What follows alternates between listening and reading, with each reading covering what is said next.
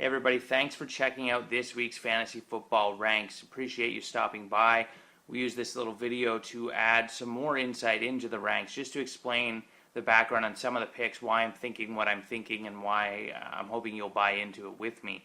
Don't forget, if you have any questions about this video, to throw them in the comments, or to stop by our question and answer session every Sunday morning live 10 to 12, answering your start and sit questions and anything else that comes up heading into the games on Sunday. So don't want to waste any time here. Let's look at the ranks really quickly.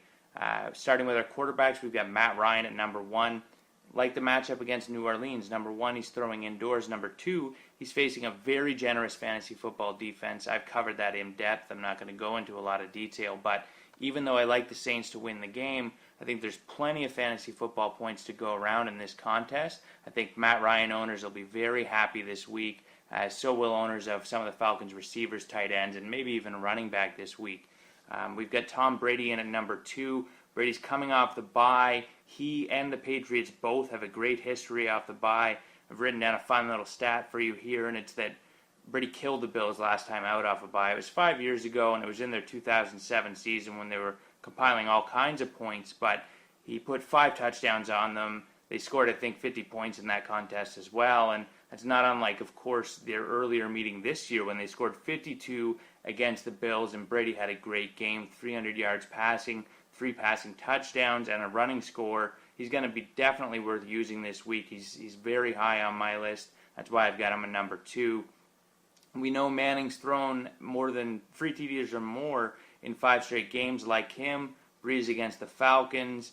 I'd have Eli Manning ranked a little lower than number 6 this week if I could. If it weren't for guys like Aaron Rodgers, maybe Robert Griffin being out this week. A little concerned about his arm, a little concerned about he's out of sync in the passing game, whatever it is.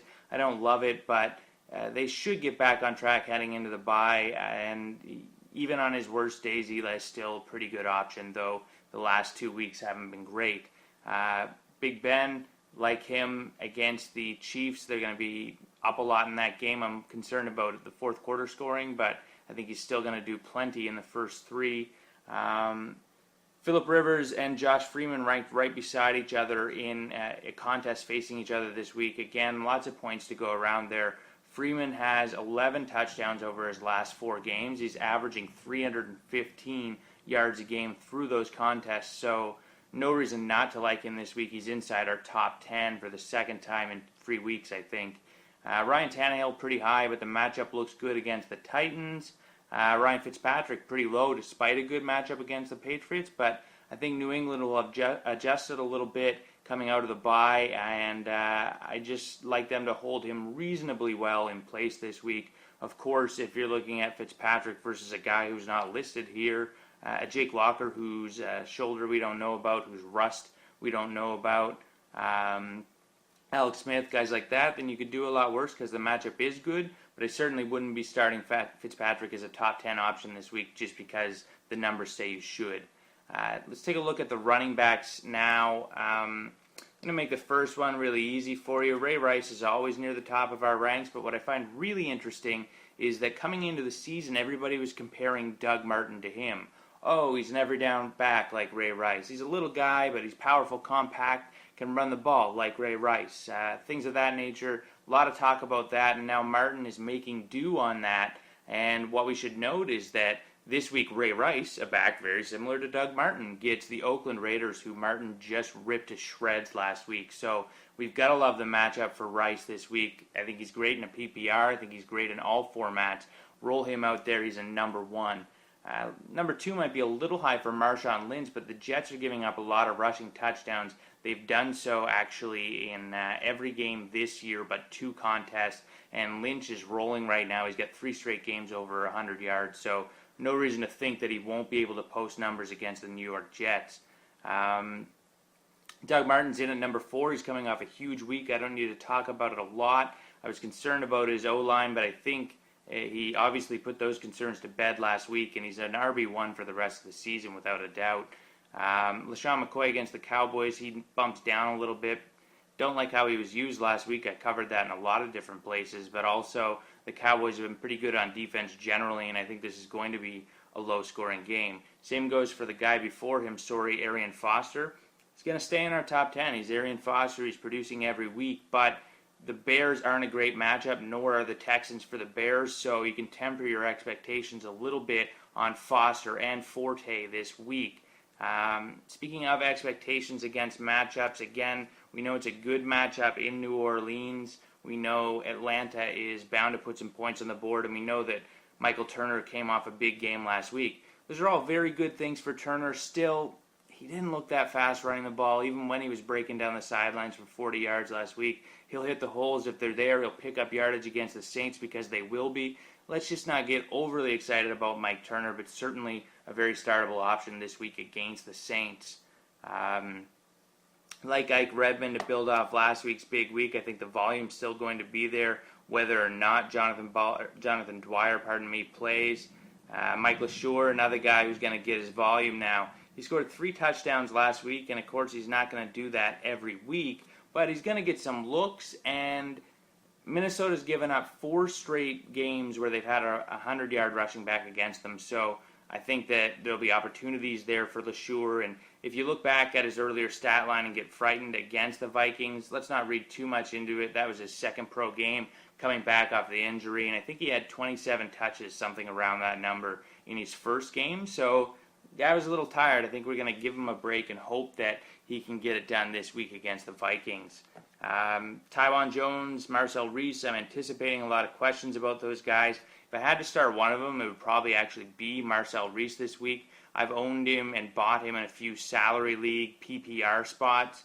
He's worth rolling out there. He caught a lot of balls last week, and Tywan Jones can't just run the ball between the tackles every play, so he's not built for that, So we're going to see Reese carry the ball a bit. We're going to see him used as a receiver. He's a college wideout for what it's worth, so he's got good ball skills. Moving down into our wide receiver ranks right now, you see that I've got 2 Atlanta Falcons in the top 3. Never feels good to do that because that takes a lot of points for me to be right, but against the Saints, I believe it can happen. Deshaun Jackson put up good numbers against them last week, and they've given you 2 startable fantasy wideouts with about 9 points or higher in every game but 3 this season, or every game but 2 actually. So I think that it's a really good option to start both Jones and White this week. Who does better than the other? It's kind of hard to say, but both of them should give you numbers, and they're both likely to find the end zone in this contest. Again, speaking of Deshaun Jackson, he looked good last week. I like him against the Cowboys, but not more than maybe middle range RB2. He's still got the speed for sure, but the Cowboys have done pretty well locking down wide receiver 1s this season. I skipped over Vincent Jackson. I do want to mention that maybe part of this rank is me wanting to see him light up A.J. Smith and the Chargers, but I think he's in for a good game. He's scoring points all season. He's been very productive, and San Diego has a pretty good passing matchup, especially when they travel on the road, coast to coast. They're going to come out of the plane, I think, a little bit slow in this one, and because of that, I believe you can really get behind Vincent Jackson and look for a good game against his former team here. On the other side of that matchup, Malcolm Floyd has a beautiful matchup against the Bucs. They're giving up all kinds of points to wide receivers. They're the 3rd most in the league this season, but Floyd has disappointed in good matchups before. He did score a touchdown last week, so he gave you 10 fantasy points, but other than that, it hasn't been overwhelmingly exciting, and if he's only catching 50 yards a game, you're going to have to count on that score, and it's not going to come every week for Phillip Rivers and Malcolm Floyd, so I'm staying away from him if I can this week. Keep an eye on Emmanuel Sanders with Antonio Brown out. I think he's an interesting option there for sure. And another interesting option on your radar should be Danny Amendola. He's coming back from injury this week. He should be good to play. You're hearing that. We're getting some crazy thunder here, but I'm trooping right along to give you all the fantasy insight I can. Sorry about that. I like Amendola to get back on the field this week and do a number for the Rams. He's got a tough matchup, but he's instantly their number 1 wide receiver. And if he's actually good to go, just keep an eye on the injury reports this week because they're going to have to throw the ball, and they'll look his way plenty. Moving on really quickly to tight end, there's only a couple of guys I want to mention here. Gronk's number 1, Graham's number 2. It's kind of been like that all season, but If I could put an exclamation mark behind Rob Gronkowski, I would. Number one, he scored a touchdown and had 80 yards, or 100 yards actually, against the Bills his last time out. He just had a fumble, leaving him with 14 points. Without Hernandez, he's definitely going to be ready to produce. Very generous, of course, the Bills' pass defense, and I think that New England's just going to light him up this week. So no reason not to use Rob Gronkowski as a number one wide receiver, or tight end, pardon me. I'd use him as a receiver if I could. Graham behind him. The other elite options are there and behind them. Some of the matchups aren't so good. The Saints don't give up a lot of points to tight ends, but I like Tony Gonzalez because I like Atlanta to move the ball. Same sort of story on Vernon Davis. I think San Francisco is going to do some scoring, so you'll see some points out of Vernon Davis. Heath Miller's on our list for sure this week. Greg Olsen, he did okay. He got some targets last week. He picked up some yardage. He didn't really pay off on his good matchup against the Redskins, but he's on Cam Newton's radar, and he should be on yours, so he's inside our top 10 this week. Really, that's all there is to say about the tight end. So roll them out as you see useful this week. Take a look at the rankings, help you set your lineup, I hope, and don't forget to hit us back here at 10 o'clock Eastern on Sunday morning to talk fantasy football, to do your start and answers, and good luck this week. Thanks for checking us out.